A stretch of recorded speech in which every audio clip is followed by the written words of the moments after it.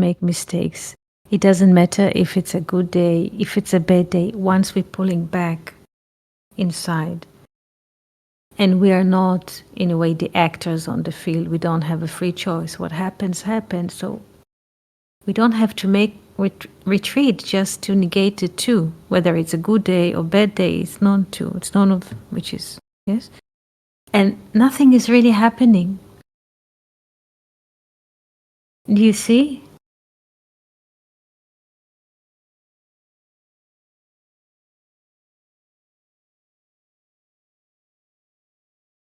Because we are trained to think that if we experience according to our senses, it's good, so we're happy.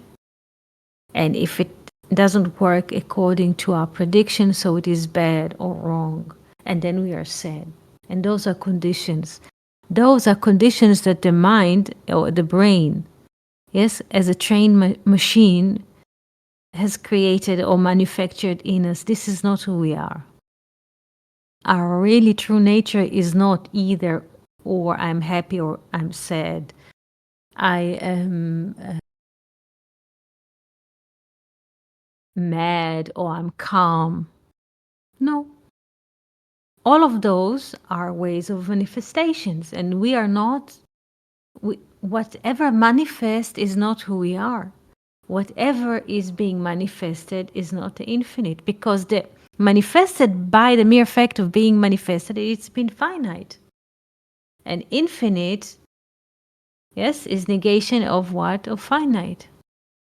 So whatever we experience in the day, in, let's say, daily living, is manifested.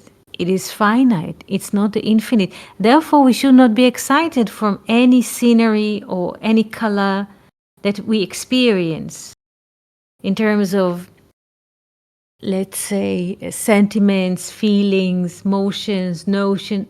Be excited from it. It's another color. It's another, it's another, because let's say, just take an example that there's a guest and you want to cook a very good meal. And so even without the pressure of guests, not pressure, but you want to do good, and you do the best you can. And sometimes there's a moment of storm, and then everybody's tense, and it doesn't come as you predicted, as you wish. It's another meal among infinite meals. So it's okay. So just eat what there is. It's not fancy or just okay, just something to eat, and this is it.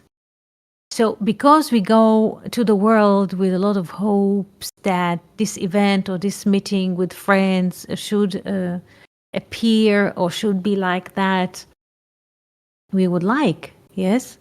But this is the interesting thing.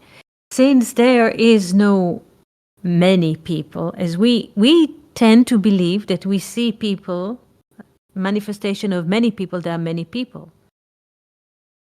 But there is not. I mean, we see bodies, but the being is one in each and every one of the different manifestations, in the birds, in the realm of the fishes also. The being is being. So when we go to, let's say, for a meeting, to meet someone, we hope that we shall drink coffee, we hope to meet, we hope that there's a process happened inside of the brain. There's like kind of expectation also, and we presume many things. And sometimes the meeting is happening. It's like people are coming to the meeting, and let's say there's a storm happening. So the storm is not an event in a way that happens outside of the eyes. It's something that is also inside. So do you understand what I'm saying? So you go to this meeting and there's like conditions in the field. And you might feel suddenly cold, or it's unpleasant to sit in the garden, and you continue to speak about the topic that you are speaking about.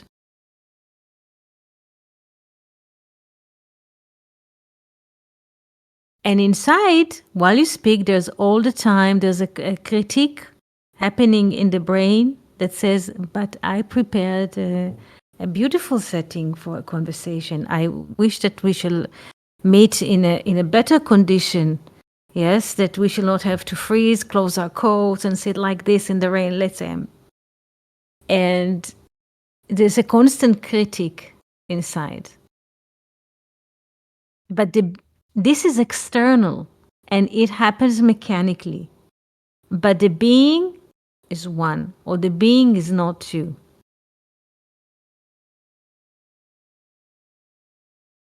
Is it understood? Yes, but it seems that we have this, we are like programmed, Yes. Yes. So, to think that everything that is happening, and it is like we are the doers, we mhm. need to do our best, to make our best. Yes. I don't know, Every to make yes, the best yes. meal or to do the best thing to improve creation. You know?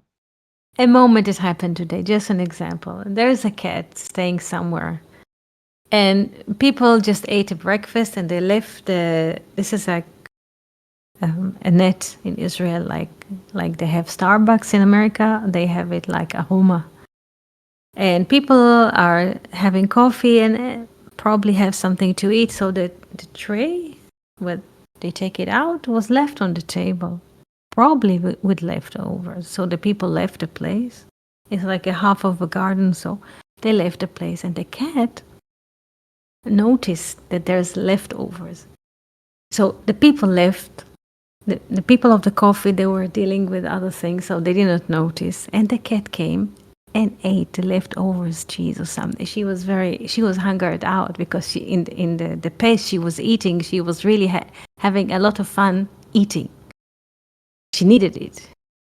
So, some people, they go to the world, they go, and in abroad it's not like this. They don't enable in Europe for cats to be moving around freely. Every cat has to be registered somewhere in an office, has to have a number from the vet, from the authorities.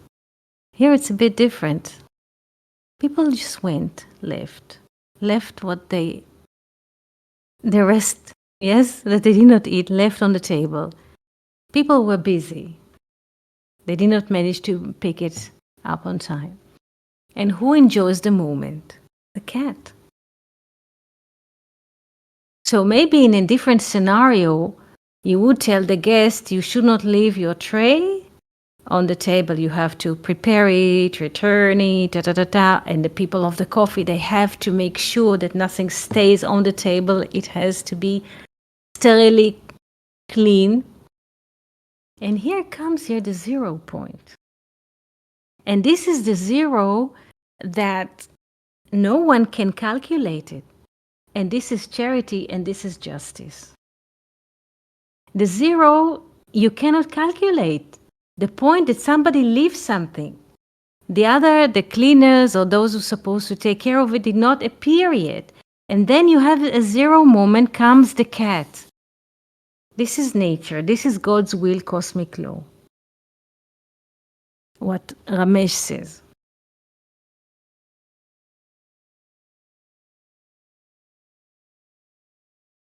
But what does the manufacturer brain wants? Everything to be perfect. That people be, this is how, in many times in history, people thought that they can engineer other people or engineer people's behavior, time, and so. People want that everything will be complete, or let's say perfect. People would behave according to ethical code. Never leave your tray. Be tamed like animal. Along history, we shall find many times like attempt to tame infinite, and it's impossible. This is just impossible. You see, life is happening at the moment. Who could predict this moment?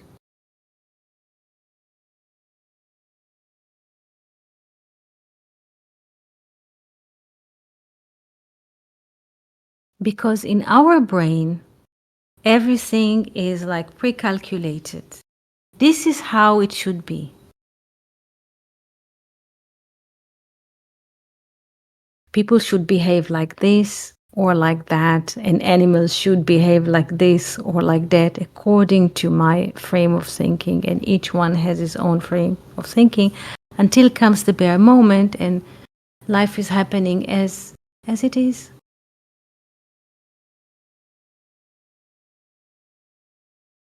But the more we pull back, like the beginning, like with Mary Poppins, we take back. We are not the doers. We are not the policemen. We are not in charge of the law or the behavior of people. We're not. This is a very dangerous game to go out, even in the brain, in the mind, and to think he is behaving nice and she is behaving not nice also. It doesn't matter. Just it's not of our business what is happening because it's already being presented to us. Because there is an attempt of the brain to lure us, and this is the alcohol is produced inside of the brain, that we know better, that we understand better, that we have a better view of the world, how the world should behave, how politics should behave, how people should behave, and it's not like this. And once we are lured to go this way, we are out there in the manifested, and there's no peace of mind in it, because it's either to win or to lose. Good afternoon, Abigail. But once there's pulling back, we're none of these. We're none of the seasons. Good morning, Rodrigo. We are none of the seasons. We are not of the moods. We are none of the sentiments. And so there is appearance of, let's say, emotion, but we're not identifying with what comes. It comes like a wave in the sea. The trouble comes when somebody notices that he is a bit, let's say, comes a slight of rage, let's say, and there's an expression of rage. It might come in a word or in a movement of the body. So it comes out to the manifested, but the brain claims that I was enraged. And then comes, but it doesn't fit me. It's how do I think about myself? I perceive myself as not a man that expresses rage. So it's wrong, and I should tame the rage, and I should put it in a bottle, and I should put the bottle in a cabinet because I'm not like that. So if you don't identify yourself with this, it's just something that happens like a wind. Suddenly from the window there's a wind, and the wind shuffles with it leaves and feathers and all kinds of, sometimes nylons, all kinds of things are happening, and waves. But the most important thing is not to identify with what is manifested. Low wave, high wave, warm wave, cold wave, a certain different of tones, yes, certain words that are being spoken. Some people say, no, I don't speak like this. No, in this house, people, this is what comes out. And nobody has control of what is coming out. So there's no use to try to tame it, to put it, to dress it, to make up it, and so. This is what there is. How can, like, limited, let's say, lifespans, yes, of manifested body can be in charge of infinite? How? Someone, let's say, people say a person, someone, a body that appears somewhere for 120 years, let's say, 50 years, 150, even 200 years, supposed to be in charge of infinite life. How can it be? How this is even possible, even to think about it? But the world as it is working, it always suggests us concepts. What is a concept? A state is a concept. A language is a concept. Weather is a concept. Geology is a concept. And we speak to each other using concept, but it's a concept because every concept is a manifestation of something, part of reality. It's not even reality, part of the manifestation, put in a frame. So in a way, there's no use to be impressed from the manifestation.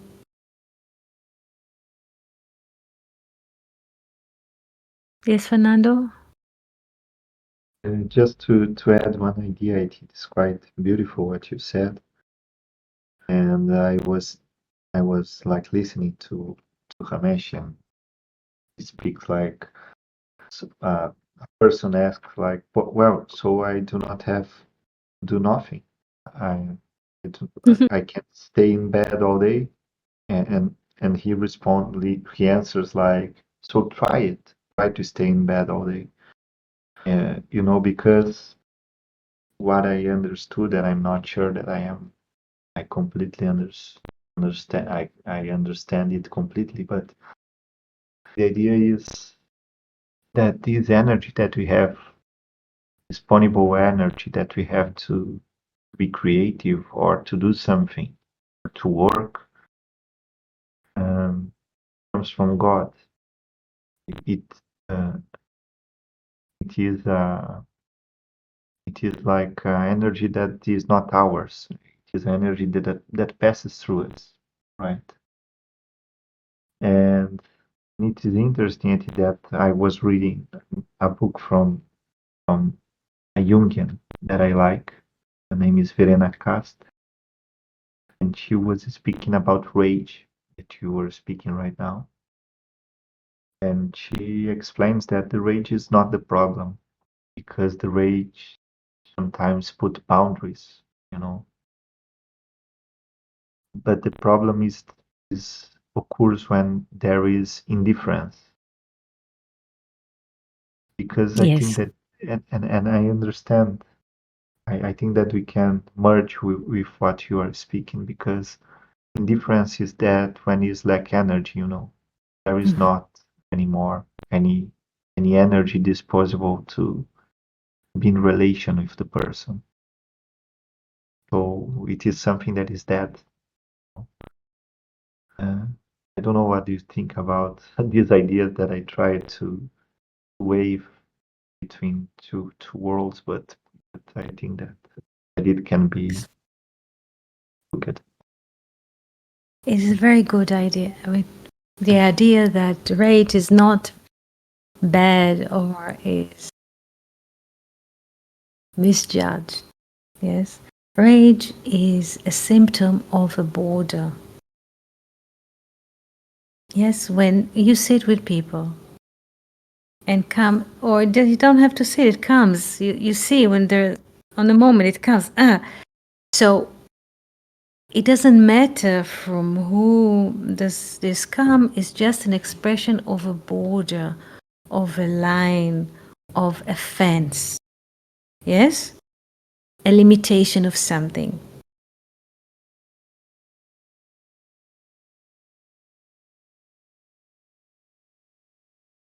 There's nothing wrong in being rage. There is a beautiful verse in the Bible that says that the rage of God is only for one moment. Rega. Rega is a moment or a second. Rega and rage, almost the same. So there's nothing wrong of the expression of rage. It's just for the moment and it expresses something.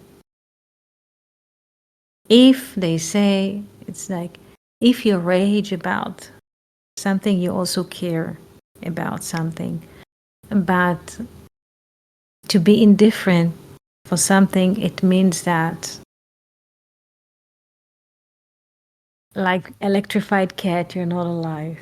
So it's not a problem. We always, or the society says, You should sit on your chair, don't show any emotions. There are all kinds of schools, yes? Not express emotions, don't show your all kinds of things. And among them, you should control, or people should control.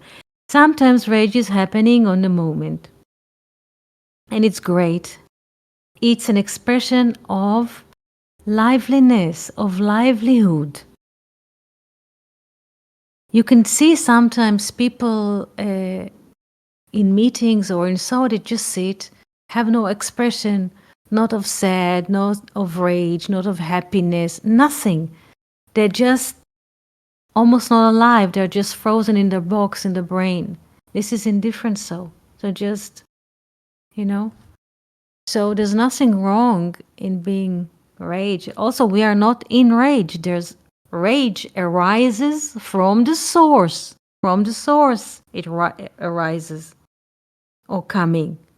It just goes through us. The mistake is to claim ownership on this rage. Say, oh, I was rage. Oh no, oh God, it cannot be. It doesn't fit my codex. Oh, how the way I was brought up, I should not, I have to hide it. This is it. This is the mistake. It comes, so you say something in the moment, so you release steam. Many people, I was the evidence, they drive in Europe, I saw this, and in Europe there is no limitation of kilometrage. You can really, people, I don't know, drive more than 150 or something very, very fast without limitation. This is the law, I don't know. And because not just the driver drives limitless, also others, they this is how it is. So when they bypass someone, they also curse, and it's very common to, and I was, what? When you're driving, cursing all the time. But this is how it is. They're racing with under the custody of the law, and they're cursing. There is a rage coming, and this is how it is. So the thing is that when you sit and you judge, oh, they're cursing, it's not. It's interesting because the word curse in Hebrew, oh, the verb of cursing is an expression of the matrix. Yes? Kalal, kof lamed lamed, 160, you take, how do you say, square root from it, this is 4. Once there is expression of a curse, there's like crossing the matrix. The matrix expand to a border of finite, then you have a curse. Yes, once we explain it, when we used to work with a whiteboard in class. So rage can wash through us and curses sometimes, and this pink word or purple word, don't judge what is coming. It is coming from the source. It is coming.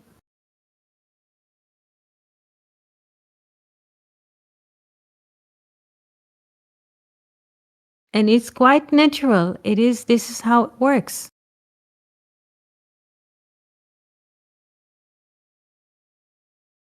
The cat, when the cat is hungry, let's say, the cat does not tell herself, no, I'm sitting next to a coffee shop or coffee house, I should not be hungry.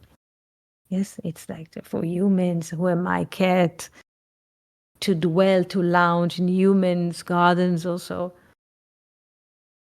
Suddenly, or at one moment, somebody disappearing, she noticed there's an opportunity to eat. She comes to the vineyard or to the coffee space, and she takes a cheese sandwich, and it's not hungry anymore.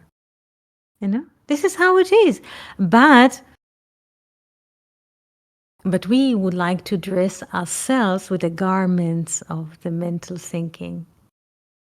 Because the Bible says in the beginning, Adam and Eve were naked and they were not shamed. What does it mean, naked? You are tired, you sleep, you're hungry, you eat.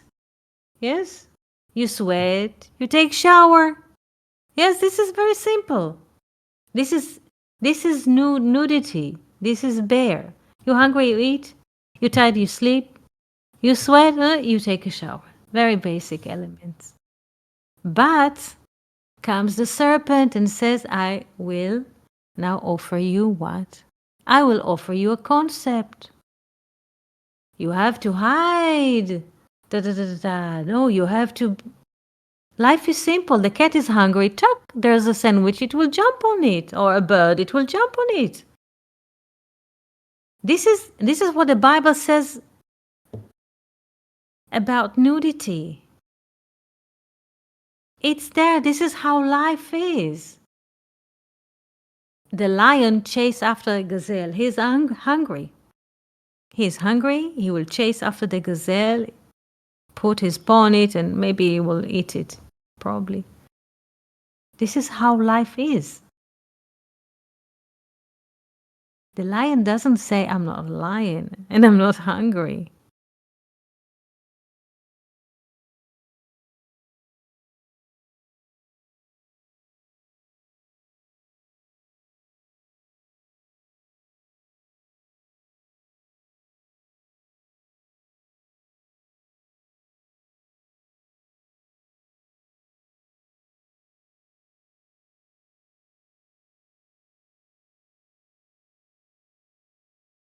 Questions?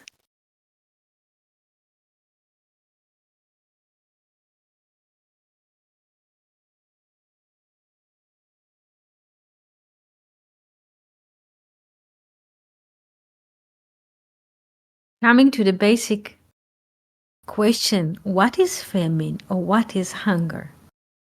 Not a lack of something to eat, but the mental process of thinking. This is hunger. Yes, not that there's a lack of something to eat, but a constant thinking of identity, personal. This is famine. This is famine.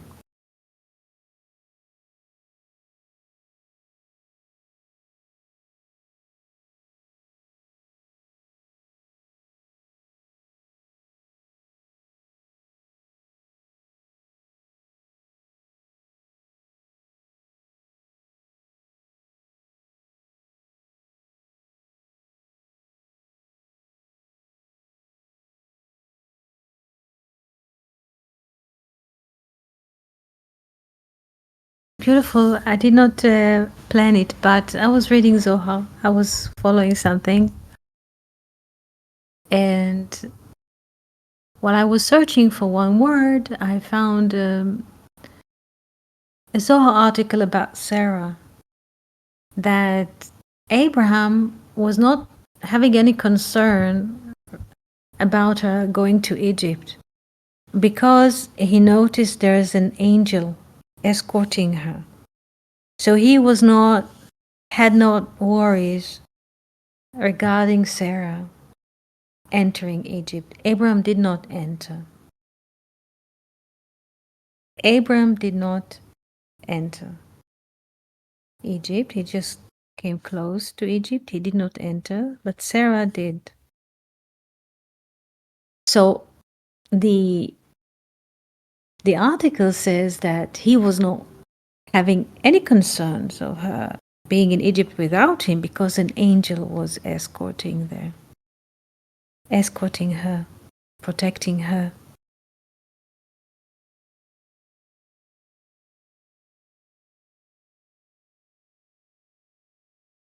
Why Abraham did not go to Egypt?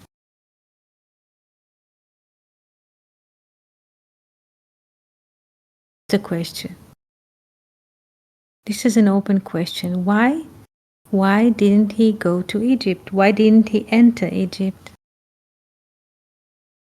Why Sarah only? This is an open question now. If we don't look at them as husband and wife,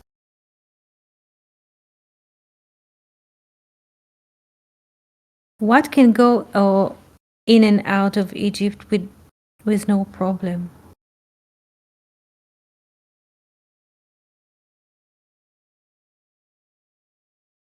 Yes, virtue.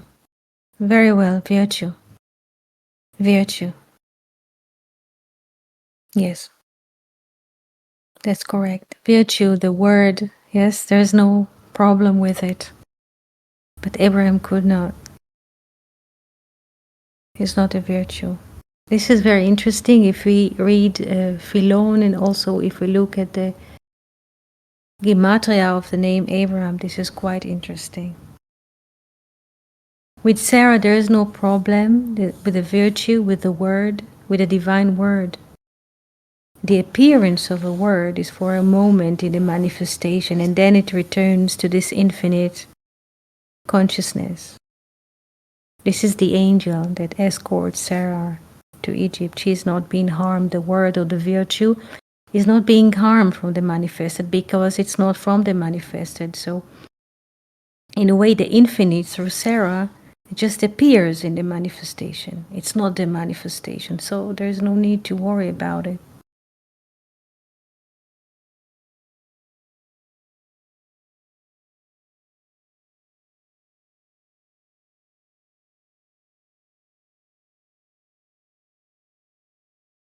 Questions, Felipe, Abigail, Rodrigo, Fernando, Jill, questions that you'd like to ask?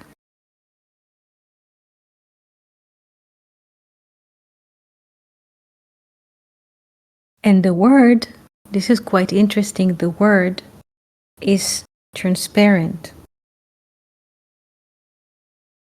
The word is transparent. Therefore, people can hear the word. It's not a matter. It appears in the manifestation, but the word does not come from the manifestation. It just appears. Have you seen, I don't know how it is, because everything changes in the world of post or posting. Once they used to have a post box in the post office, red box, in the 20th century. Yes, they used to have, in Israel at least, a red box from metal, and there's like opening, like a schlitz, and then you put the letter inside. How is it in Brazil?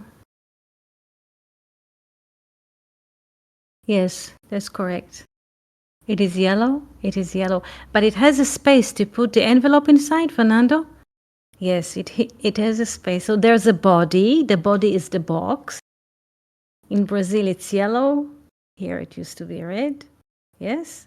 In America, it's blue. It's blue, yeah? It's funny. Yes. So it has a space inside. And you put the letter. Yes, this is how it used to be. Now imagine, you don't have to imagine that as you have the post box, there's a body or a box. There's also human body. This is the body. And inside the space, yes, there's like words are coming inside. This is the manna.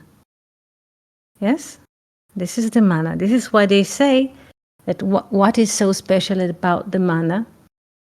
It is not being digested. It's not a physical food, because physical food, the digestion system is going through it and dissolve it, and the rest goes to the restrooms. But the manna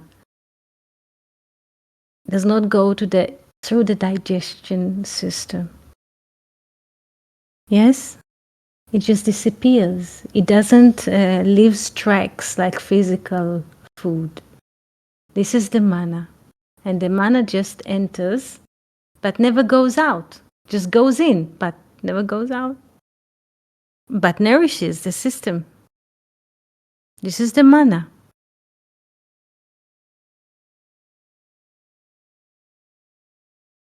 In the same manner, Sarai could go into Egypt. There's no problem going to the body, because Egypt is not just a geographical or territorial space.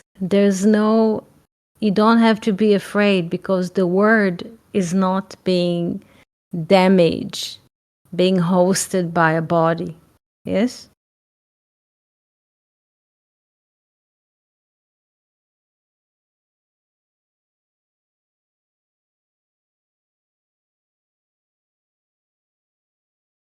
On the contrary, the word is refreshing the body. Yes? The body is the body, what the laws of the matter. But the word, once the word is like snaps and goes inside without us even noticing it, it comes from a song or from somebody speaking outside, or we read something, it goes inside, or being heard in the air, and then it is inside and nourishes the system without us even knowing.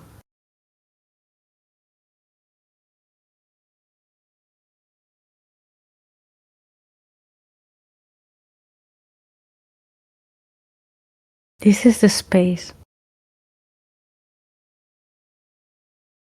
So just return to Fernando's question about Luria, about the Tzimtzum. What is the Tzimtzum? Once, and it might happen once a day or twice a day, we understand that we are not the actors. We are not owning the actions or so. There is like this concising inside of ourselves, our true being, which is infinite consciousness. This is the Tzimtzum.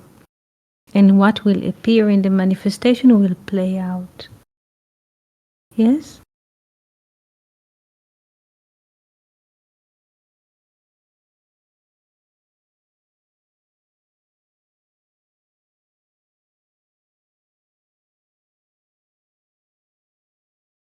The brain will always lure us. Yes?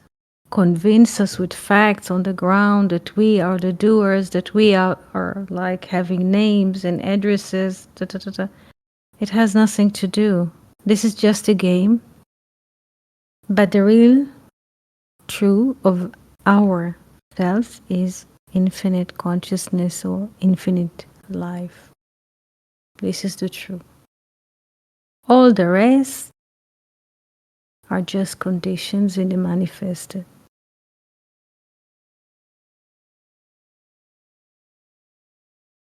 Do we have questions or sharing?